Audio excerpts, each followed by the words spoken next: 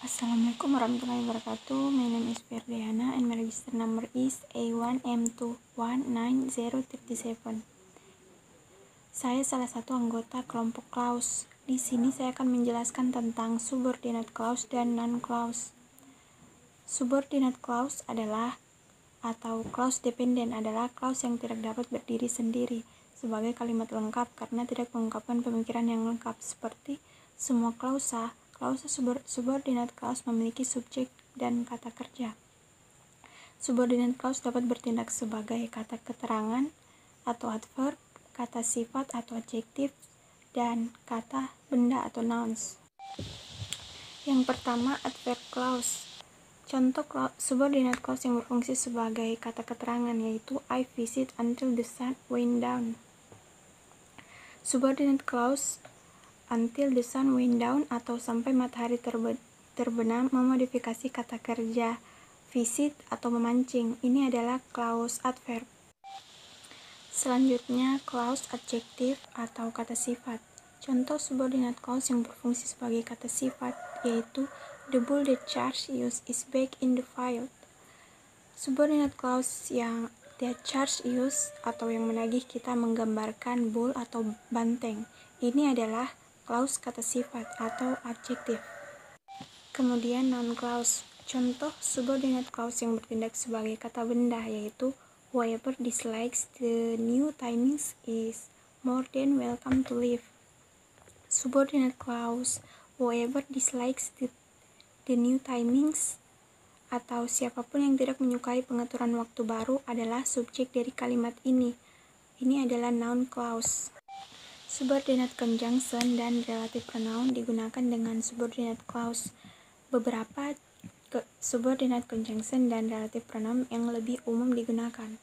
Subordinate conjunction ada after, as long as, although, because, before, even if, even though, if, now, now that, once, since, then, though, unless, until, with, whether, dan while. Sedangkan pada relative pronoun ada how, that, what, when, where, which, who, was, dan why. Relative pronoun tersebut adalah relative pronoun sederhana. Kita juga bisa mendapatkan yang majemuk. Contoh relative pronoun yang majemuk adalah dengan menambahkan ever atau soever pada kata ganti sederhana. Seperti whoever, hasil penambahan who plus ever, was ever, hasil penambahan was plus ever, dan was ever hasil penambahan who, dan soever. Dalam subordinate clause terdapat aturan penggunaan koma, yaitu yang pertama, jika subordinate clause adalah kata keterangan depan atau maka kita dapat menggunakan koma. Ketika subordinate clause dimulai dengan konjungsi subordinate, misalnya unless, because, as, dan until, maka clause tersebut akan berfungsi sebagai kata keterangan. Saat clause memulai kalimat, maka kita gunakan koma. Jika itu mengakhiri kalimat, maka kita tidak menggunakan koma. Contohnya, until there are no more shoppers, keep singing.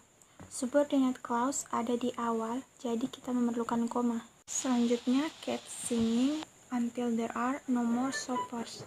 Nah, di sini subordinate clause-nya berada di akhir, oleh karena itu kita tidak memerlukan koma.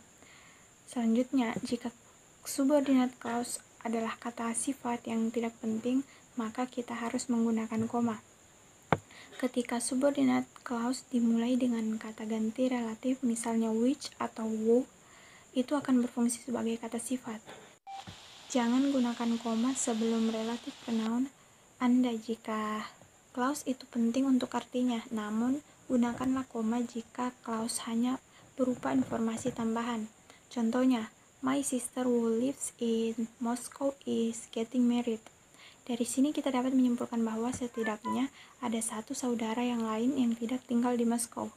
Nah, klausa ini penting untuk makna. Klausa ini mengidentifikasi apa yang dimodifikasi, yaitu menentukan saudari yang mana. Sedangkan pada contoh, my sister Rebecca who lives in Moscow is getting married. Kali ini, Klause tersebut hanyalah informasi tambahan, maka dari itu kita perlu menggunakan koma.